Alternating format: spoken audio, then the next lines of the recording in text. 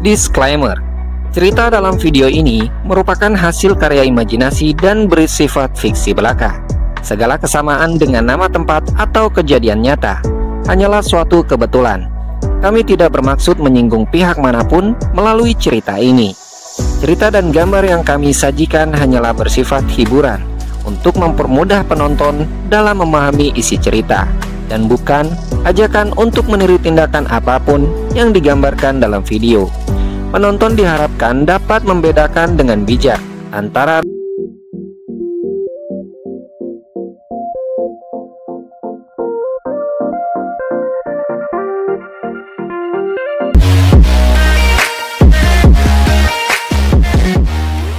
Halo sobat, selamat datang di channel Clownime. Hari ini Yui akan ceritakan sebuah manhwa menarik bergenre fantasi, action, komedi, drama harem, isekai, reincarnation, dan shounen yang berjudul After 10 Years of Chopping Wood, Immortals Batch to Become My Disciple Chapter 1. Manhwa ini bercerita tentang seorang pria yang setelah 10 tahun begitu lelahnya memotong kayu bakar, ia membuat sosok gadis immortals abadi, di mana satu demi satu memohon untuk menjadikan mereka sebagai muridnya.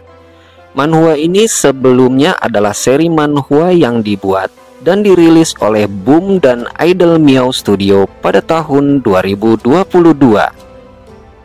Sebelum Yui bercerita, Yui ingin berterima kasih kepada seluruh penikmat channel Clownime yang telah mendukung dan memberikan apresiasi untuk berkembang lebih baik lagi. Dan buat yang baru gabung, jangan lupa untuk support channel Clownime dengan like, komen, dan subscribe agar tidak ketinggalan video-video terbaru lainnya. Dan tanpa berlama-lama, kita langsung saja ke ceritanya. Sebuah puncak gunung Qingluan adalah sebuah puncak gunung tinggi yang dikelilingi oleh pegunungan besar di sekitarnya. Pegunungan tersebut bukanlah lingkungan alam yang berada di bumi, melainkan adalah dunia berbeda yang seringkali disebut isekai, di mana terlihat sebuah kampak raksasa yang diayunkan dengan kedua tangan, hingga dengan tajamnya membelah sebatang kayu besar begitu mudah, di mana pemandangan itu dikelilingi oleh tumpukan kayu potong di sekitarnya. Di sanalah terduduk seorang pria yang bernama Bai Luochen, yang tampak begitu berkeringat dan kelelahan, selalu menggenggam sebuah kampak raksasanya yang disandarkan di atas potongan kayu besar sambil memandangi langit di bawah teriknya matahari. Bai Luochen tampak berpikir dan berkata dalam hatinya bahwa ia telah memotong begitu banyak kayu hingga hari ini. Bahkan jumlah kayu bakar yang telah dipotong olehnya sudah begitu banyak hingga mencapai jumlah 3.650.000 batang. Ia pun bertanya pada dirinya sendiri, apakah benar ia telah memotong begitu banyak kayu selama ini, hingga tanpa disadari bahwa Bai Luochen telah mendapatkan julukan sebagai Sign of Chopping Firewood. Sekilas ke masa lalu, pada kehidupan sebelumnya di bumi, Bai Luochen adalah seorang manusia biasa yang berpendidikan. Ia memiliki prestasi terutama dalam dunia olahraga. Setelah melakukan aksi terbaiknya dalam sebuah debut ajang pertunjukan bakat, dirinya telah berhasil menjadi salah satu siswa berprestasi yang membuatnya berada pada posisi siswa kelas atas. Namun, karena dirinya yang selalu ingin bebas dengan masa muda, ia pun menolak untuk mematuhi disiplin peraturan sebuah perusahaan agensi dan membuat dirinya dikucilkan hingga depresi. Bahkan diputuskan dari kontrak bergengsi oleh perusahaan agensi tersebut. Karena pukulan keras akan kesalahan dirinya itu, Bai Luochen pun menghabiskan waktu dengan dunia yang penuh akan minuman. Hingga pada suatu malam, ia tampak mabuk parah dengan banyak sekali botol di sekitarnya, di mana botol-botol tersebut adalah sisa akan pikirannya pun saat itu hanya berkata betapa sial dirinya. Dan tanpa ia ketahui bahwa dirinya telah terbaring di sebuah sofa cukup lama dengan kondisi tak lagi bernyawa. Setelah kejadian tersebut, Bai Luochen pun terbangun dengan kepalanya yang begitu terasa sakit. Ia sedikit kepusingan ketika matanya melihat sekitar, menyadari bahwa dirinya di bumi hanyalah masa lalu. Karena kini, ia telah terlahir kembali ke dunia fantasi isekai yang berbeda dengan dirinya yang ternyata telah menjadi seorang instruktur atau guru dari Departemen Runic Seal di sebuah akademi terkenal yang bernama King Hong. Di sanalah Bai Luochen bekerja sebagai seorang guru. Pikirnya di kala itu, Bai Luochen begitu berambisi bahwa setelah dirinya dilahirkan kembali dan mendapatkan sebuah atribut sistem dunia saat ini, ia yakin bahwa dirinya akan dapat memiliki kekuatan super dan ia dapat menjalani kehidupan berbeda sesuai seperti yang diharapkannya. Namun siapa yang sangka, apa yang didapatkannya di dunia ini menurutnya adalah sebuah atribut sistem ampas yang hanyalah sebagai pemotong kayu yang tidak berguna sama sekali. Karena meskipun dirinya telah memiliki julukan sebagai Saint of Chopping Firewood, namun ranah miliknya tersebut masih dikategorikan belum dapat menembus periode open light. Sementara di sisi lain, di tengah lamunan Bai Luochen, tiba-tiba muncul salah satu murid di akademi dari langit. Master Bai, sambil menyebut nama Guru Bai. Dan ia pun hinggap di atas tumpukan kayu miliknya hingga begitu berantakan. Kuprak! Aduh. Woi! Bai Luochen berteriak memarahinya karena kayu yang bertahun-tahun ia kumpulkan menjadi begitu berserakan. Sudah susah payah ditumpuk malah diberantakin. Ada apa sih? Kata Master Bai.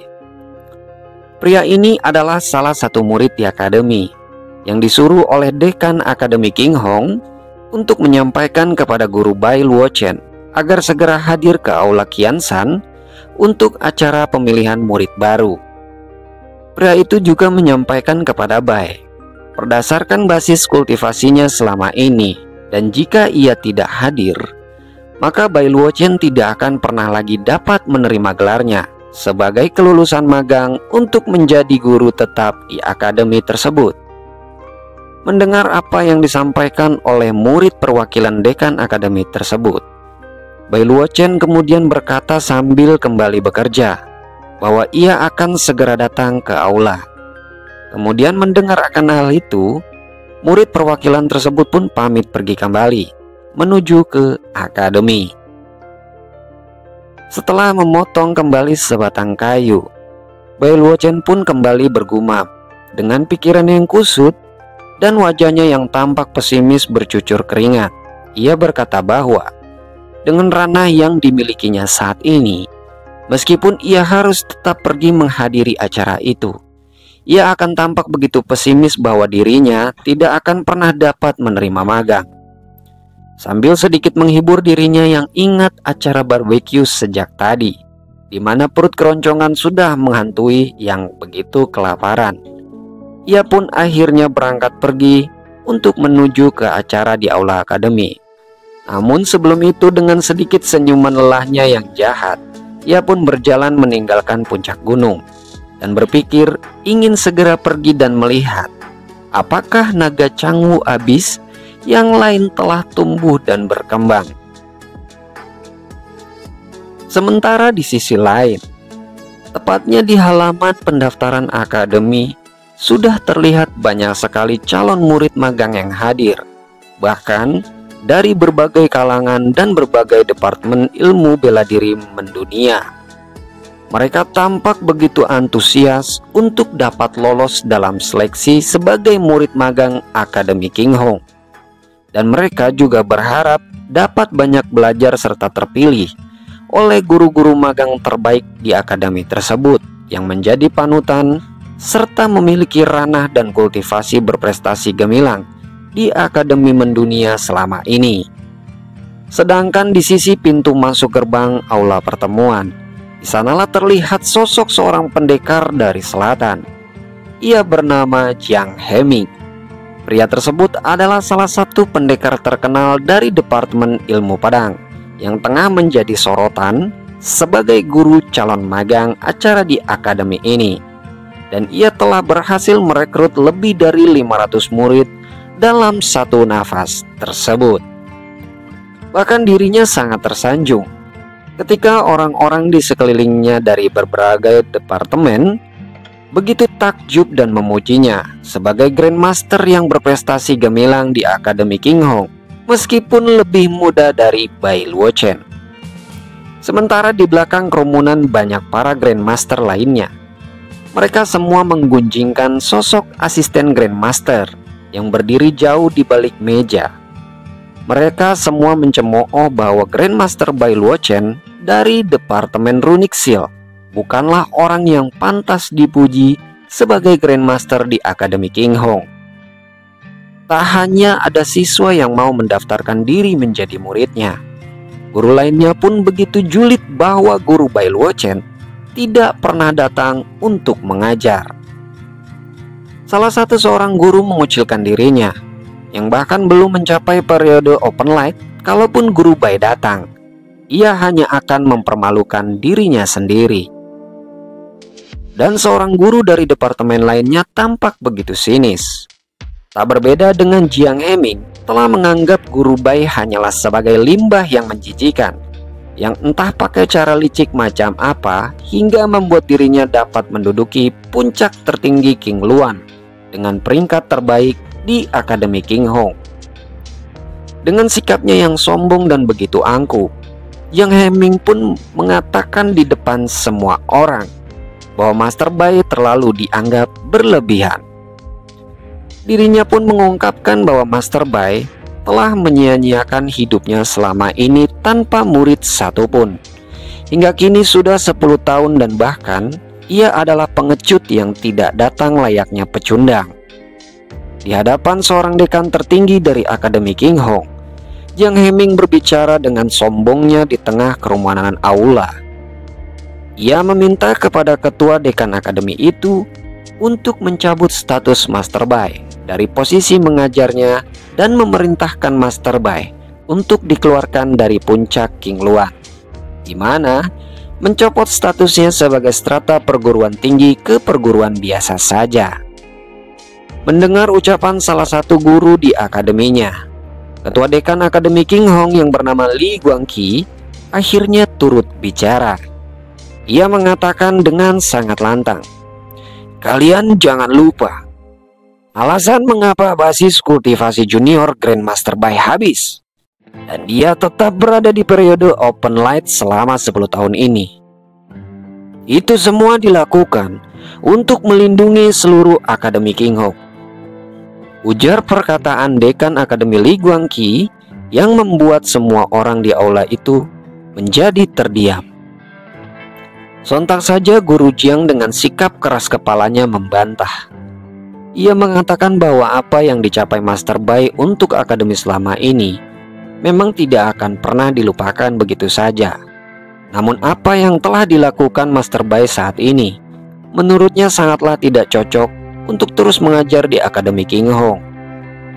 Bahkan seorang guru junior bernama Yan begitu bersikeras meminta kepada dekan akademi untuk segera mengeluarkan Master Bai dari status mengajarnya di akademi.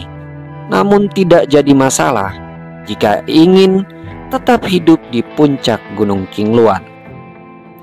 Hampir seluruh guru senior dan junior di aula akademi tersebut juga terlihat begitu antusias dan sangat sepakat akan keputusan tersebut diterima oleh dekan akademi untuk segera mencabut status mengajar Master Bai. Di saat debat panas yang sengit terjadi antara guru dengan keputusan dekan akademi, terdengarlah sebuah perkataan yang begitu nyeleneh seketika. Tiba-tiba saja sosok yang dibicarakan, yaitu Grandmaster Bai Luo Chen, tengah muncul di tengah-tengah kerumunan dan berkata dengan leluconnya. Ia begitu merasa tersanjung karena para junior yang membicarakannya itu telah begitu banyak memikirkannya, hingga membuatnya begitu tersentuh. Aku sangat bangga dengan kalian saudara-saudaraku. Aku begitu dibanggakan. Terima kasih. Buka kurung dalam artian yang menyebalkan, tutup kurung. Sesampainya di tengah kerumunan aula akademi, sambil menggenggam ular berwarna biru, sambutan angkuh dan konyol kembali dilontarkan oleh guru Jiang sebagai juniornya. Dengan mulut besarnya yang angkuh, ia merendahkan Master Bai adalah contoh guru yang sangat memalukan, karena dirinya terlihat babak belur dan terluka parah hanya karena menangkap seekor ular biasa. Namun dengan santainya, Master Bai hanya bersikap sewajarnya dan menjelaskan bahwa ular berwarna biru yang berada pada genggaman tangannya bukanlah seekor ular biasa, melainkan salah satu jenis ular terganas yang memiliki tingkat basis kultivasi, bahkan hampir membuatnya terbunuh. Sontak saja pernyataannya itu disangkal oleh hampir semua calon murid magang di akademi yang dengan wajah sinisnya memberikan kepalsuan. Mereka semua menganggap bahwa Master Bai adalah seorang instruktur yang konyol karena kelucuannya. Mereka beranggapan bahwa Master Bai adalah seorang guru yang lemah dan ia harus terluka babak belur hanya dari seekor ular yang memiliki basis kultivasi biasa. Namun, di tengah kerumunan calon murid magang akademi itu, terlihat sosok seorang gadis yang tampaknya memandang dengan cara yang berbeda. Gadis itu tiba-tiba merasakan dengan penglihatan mata kultivasinya bahwa Master Bai adalah seorang guru yang tidak biasa. Bahkan, gadis itu dapat merasakan bahwa Master Bai adalah satu-satunya seorang guru yang memiliki kekuatan terbesar, yang telah melampaui kekuatan dari semua orang yang ada di akademi ini. Gadis itu dapat melihatnya dengan jelas, meskipun kekuatan itu disembunyikan olehnya. Tapi tampak aura kekuatan Master Bai tengah meluap-luap sangat dahsyat, yang bahkan tidak dapat diketahui dan disadari oleh orang biasa. Di depan para calon murid magang yang berkumpul, dengan sikap dengki dan iri hatinya, Guru Jiang lagi-lagi sebagai junior semakin angkuh. Ia begitu arogan dan merendahkan seniornya, dan memamerkan skill kultivasi 5 elemen pilnya dengan sombong untuk segera memberikan pengobatan kepada Master Bai. Melihat kesombongan dan keangkuhan juniornya itu, Bai Luochen hanya melihat tingkahnya dengan tatapan tajam dan berkata, "Oh." Meskipun Jiang sebagai juniornya masih saja merendahkan dirinya, bahwa ia takkan mungkin bisa mendapatkan satu murid pun. Bahkan, jikalau Master Bai berhasil mendapatkan seseorang menjadi murid magangnya, maka junior Jiang akan memberikan pil obatnya secara percuma dengan kedua tangannya sendiri dan mengakui bahwa Master Bai memang pantas menjadi senior di Akademi King Hong. Akan tetapi sebaliknya, di balik mulut besarnya sebagai seorang junior yang angkuh, Jiang pun yang licik menantang seniornya yaitu Grandmaster Bai. Jika ia tidak bisa mendapatkan seorang murid pun di sini, maka ia harus mengundurkan diri dari posisi mengajarnya atas inisiatifnya sendiri. Mendengar perkataan juniornya yang licik dan sombong, Bai Luochen pun tidak memperdulikannya. Ia sebaliknya memalingkan wajah dan berkata bahwa ia akan segera pergi meninggalkan aula tersebut. Ia pun sama sekali tidak tertarik dengan permainan anak kecil yang sangat konyol baginya yang telah dimainkan oleh Jiang. Baru beranjak 3 langkah dari aula akademi, junior Jiang berteriak dan melarangnya untuk pergi. Bai Luochen pun menoleh ke belakang melihat juniornya yang keras kepala itu tengah memprovokasi dirinya di depan dekan akademi. Kemudian Jiang juga berkata kembali bahwa Master Bai adalah seseorang yang urakan. Dia menyudutkan dengan sepihak bahwa Master Bai memiliki kepribadian yang buruk, bahkan levelnya lebih rendah daripada seorang pecundang, dan ia tak layak sedikit pun untuk menjadi seorang guru di Akademi King Hong. Jiang pun dengan lancang menunjuk Bai Luochen selaku seniornya, bahwa dia harus dikeluarkan dari posisi mengajarnya dan harus meninggalkan puncak King Luan, karena ia sangat tidak pantas berada di akademi tersebut. Bahkan 3 orang dekan junior di samping ketua dekan akademi. Mereka begitu kompak menyampaikan hal yang sama dengan Guru Jiang, bahwa apa yang dikatakan Guru Junior Jiang itu adalah benar. Mereka semua mengintimidasi dan mengklaim bahwa Grandmaster Bai Luochen tidaklah cocok untuk menjadi pengajar di akademi ini lagi. Di tengah gunjingan yang menghujani dari berbagai fraksi tersebut, aula pun semakin memanas, di mana akhirnya membuat Ketua Dewan Akademi Li Guangqi turut bicara kembali.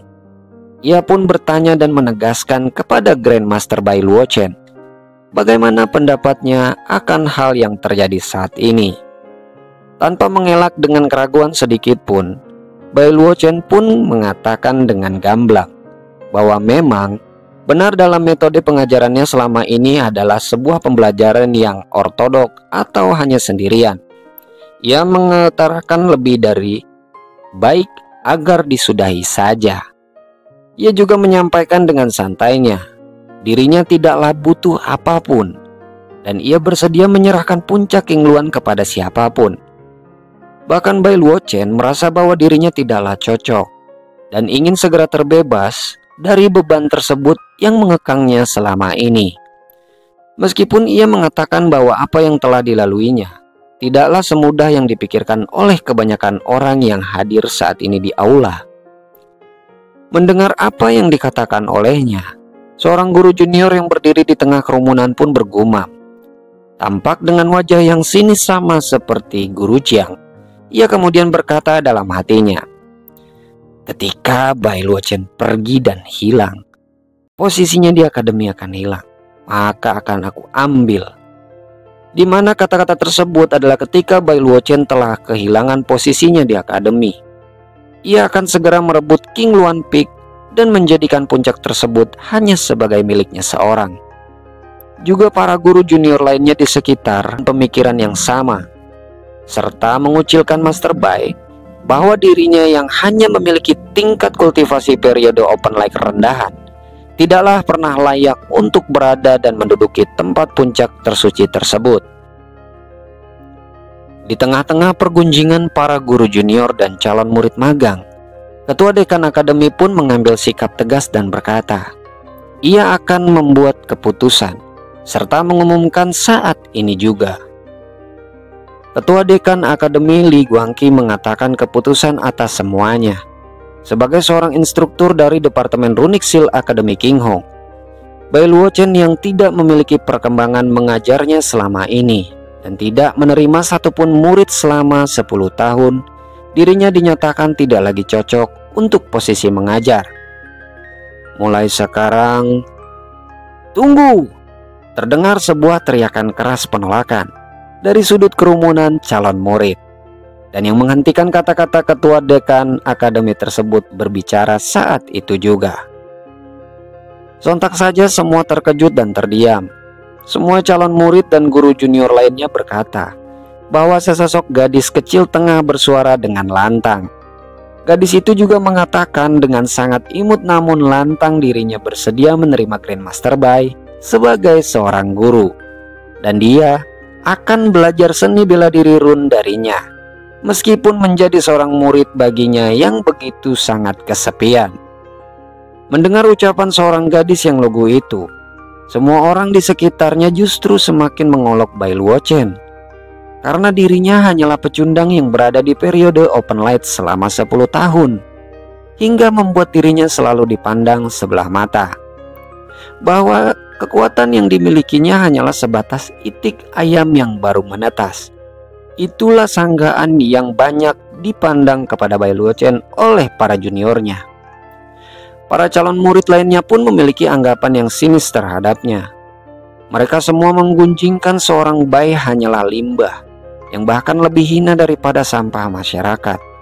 Sambil semua orang memprovokasi si gadis untuk tetap tidak bersama Bai Luochen, di mana gadis tersebut adalah gadis yang polos bagi mereka.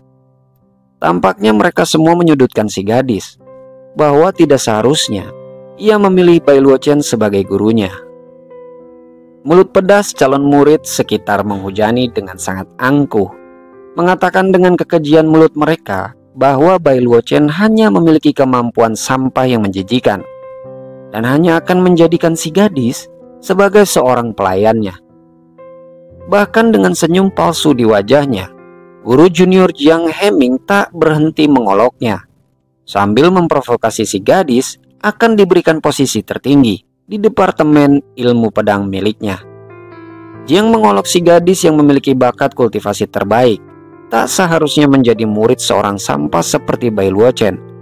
Bahkan dengan mulutnya yang congkak, Jiang berkata bahwa gadis berbakat sepertimu lebih cocok denganku yang memiliki akar spiritual lebih hebat, katanya. Tanpa menghiraukan perkataan siapapun di sekitarnya, ternyata si gadis kecil itu beranjak dari kerumunan, dan ia tiba-tiba saja berdiri di samping Bai Luochen sambil merangkul tangannya dengan menempelkan dadanya yang lembut. Sontak hal itu membuat Bai Luochen terkejut dan merasa canggung. Ia mengatakan dirinya tidak setuju kepada si gadis karena hal itu terlalu mendadak.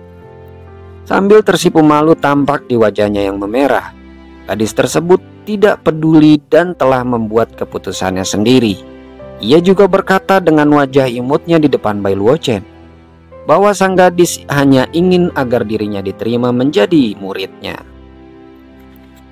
Dengan wajah yang kesal dan iri yang dilihat di hadapannya, Jiang pun semakin kesal kepada Bai Luochen.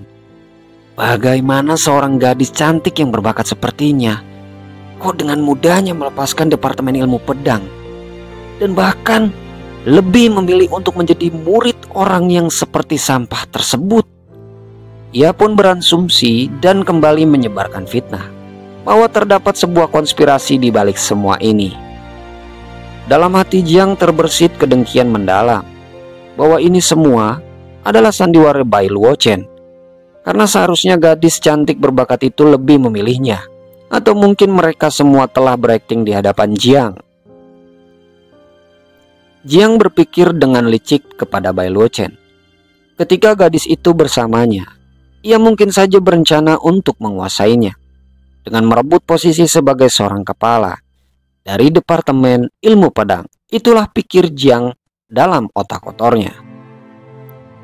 Ketika Bai Luochen dan gadis itu sedang saling berbincang dengan mesranya, tiba-tiba Jiang Heming berteriak dan menghentikan pembicaraan mereka berdua, di mana Jiang tidak menerima yang menurutnya adalah sebuah penghinaan baginya.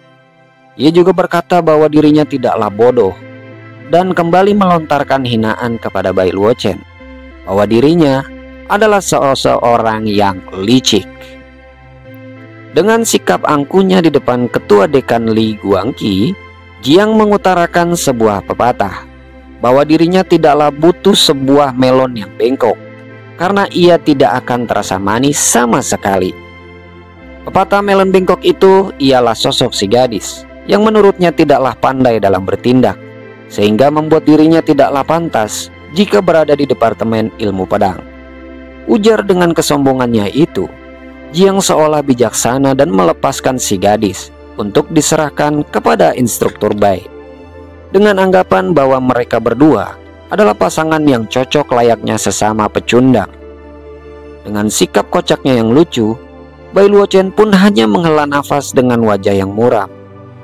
Ia pun akhirnya bertanya kepada si gadis cantik itu mengapa dirinya begitu bersikeras dan sangat ingin menjadi Master Bai sebagai gurunya. Meskipun si gadis telah mengetahui dan ia telah menjelaskan kepada si gadis bahwa dirinya hanya akan menyia-nyiakan waktunya. Namun gadis tersebut terlihat tampak berbeda. Hal itu karena sesuatu yang tidak bisa dikatakan olehnya di depan banyak orang. Lalu ia terhenti berbicara dan kemudian berkata dalam hatinya, di dalam kehidupan terakhir sebelumnya, dirinya tidaklah berhasil ketika dalam berkultivasi, sehingga ia harus bereinkarnasi menggunakan ingatannya. Dan dirinya yang bereinkarnasi kini adalah sesosok immortals yang telah jatuh. Pikir dalam hati gadis itu sebelumnya. Ia begitu percaya diri dan memiliki bakat, tentu dirinya akan berkembang jika berada di dalam Departemen Ilmu Pedang. Namun pemikirannya itu hingga selama ini ternyata salah. Meskipun telah memiliki lebih dari 80% sumber daya kultivasi, ternyata dirinya tidaklah sama sekali berkembang lagi jika berada di dalam departemen ilmu pedang tersebut. Hingga tanpa terduga setelah sekian lama mencari, di detik-detik keputusasaannya akhirnya ia berhasil menemukan seorang master yang sesungguhnya. Dengan penglihatan immortal miliknya, si gadis tidak akan pernah salah dalam menilai. Dirinya telah melihat bahwa seekor ular biru di tangan Master Bai sangat jelas adalah seekor binatang langka yang akan berubah menjadi seekor naga.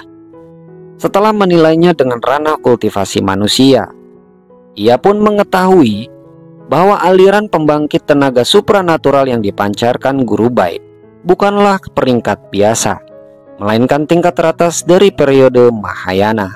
Itulah sosok Guru Bai yang dipandang oleh si gadis sebenarnya. Bahkan jika ia sekalipun berada di posisi yang sama sebagai seorang immortals dalam kehidupan sebelumnya, dirinya tidak akan pernah sekalipun berani mengatakan bahwa ia benar-benar yakin bisa menaklukkan binatang langka yang akan berubah menjadi seekor naga. Gadis itu pun melihat dengan terpaku wajah Bai Luochen. Ia bertanya-tanya, bagaimana bisa seorang guru yang biasa saja, yang hanya memiliki periode open light biasa ini dapat dengan mudahnya menaklukkan seekor naga yang begitu langka. Semua orang sontak terdiam ketika Ketua Dekan Akademi Li Guangqi kembali mengumumkan ia menengahi karena keputusan instruktur Jiang yang tidak keberatan. Meskipun tampaknya Master Bai ingin menyatakan sesuatu di tengah pengumuman tersebut. Namun gadis kecil yang menjadi murid di Departemen Ilmu Pedang kini secara resmi dipindahkan ke dalam Departemen Runsil dan diserahkan kepada Grandmaster Bai Luochen untuk diberikan pendidikan dan pengajaran sebagai muridnya. Dengan keputusan yang telah diumumkan Ketua Dekan di aula tersebut, gadis itu pun merasa sangat senang, meskipun tampaknya Master Bai masih kebingungan dengan semua ini. Namun di lain sisi tersebut, ternyata Ketua Dekan Li Guangqi pun merasa sangat senang. Ia menunjukkan semangat dengan gayanya yang lucu kepada Master Bai Luochen. Namun sebaliknya dengan sikap polosnya yang kocak, Bai Luochen tampak kesal dengan candaan kepada Ketua Dekan yang tertawa puas di depannya. Hingga Ketua Dekan Akademi King Hong pun akhirnya menutup acara resmi yang diselenggarakan dari konferensi rekrutmen calon murid tersebut.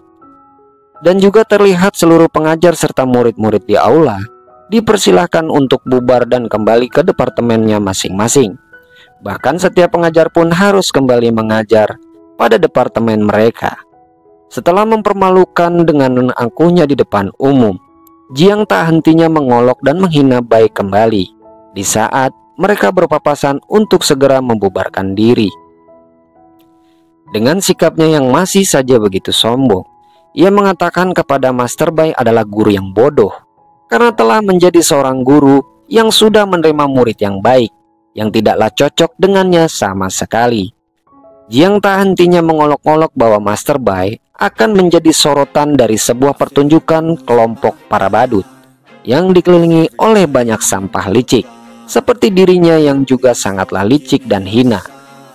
Mendengar ocehan dari seorang guru junior itu, gadis cantik yang menjadi murid Master Bai pun tampak jijik. Dengan sikap buruk yang tak pantas menjadi seorang guru junior sekalipun, karena tingkah arogan guru Jiang dan betapa tidak sopan di hadapan guru senior di hadapannya. Namun di lain sisi sebaliknya, Master Bai yang sudah mengetahui sikap buruk juniornya itu tetap saja bersikap tenang dan tak peduli terhadap semua yang dikatakannya. Bahkan ia menganggap bahwa Jiang selaku guru junior adalah seseorang yang tidak hanya berperilaku angkuh, namun baginya Jiang hanyalah sosok orang yang otaknya telah rusak dan tercemar. Dan setelah semua orang sudah kembali ke departemen mereka masing-masing, tinggallah Bai Luochen dan si gadis di tempat itu hanya berdua. Mereka pun saling mengenalkan diri mereka masing-masing dengan perasaan canggung. Dan diketahui, seorang gadis cantik yang kini menjadi muridnya itu bernama Su Liyue. Dalam hati Master Bai bergumam saat itu, ia menyesali akan dirinya yang sebaiknya tidak datang saja ke acara tersebut. karena tampak rencananya untuk membuat dirinya dipecat dari Akademi King Hong telah gagal. Dan karena hal itu adalah alasan dirinya untuk lolos dari masalah yang ia hadapi, dan dirinya sudah sangat lelah dengan semua ini. Hanya saja, semua ini sudah terlanjur terjadi. Rencana yang ia gunakan untuk membuat dirinya dipecat dari akademi kini telah sirna, dan seperti kata pepatah yang dikatakan dan diingatnya, bahwa master adalah seorang guru yang tugasnya hanya membimbing muridnya untuk berkembang lebih baik lagi. Namun setiap latihan yang lebih baik, semua itu akan kembali tergantung pada setiap individu masing-masing, di mana setiap penguasaan dan peningkatan yang berkembang dengan baik, semuanya kembali terserah kepada setiap murid. Apakah gadis ini bisa melakukannya atau tidak? Sambil melangkah menuju gerbang portal keluar area aula, Master Bai tampak menyemangati Su Liyue dengan mengatakan bahwa namanya sangatlah indah. Mendengar perkataan sang master, Liyue pun tampak senang berjalan berdampingan dengannya, dan ia mengatakan rasa terima kasih kepada gurunya itu. Itulah akhir dari cerita manhwa yang berjudul After 10 Years of Chopping Wood, Immortals Batch to Become My Disciple Chapter 1. Jangan lupa tonton kelanjutan ceritanya, seri manhwa chapter kedua ini, hanya di Clonime Channel. See you next chapter.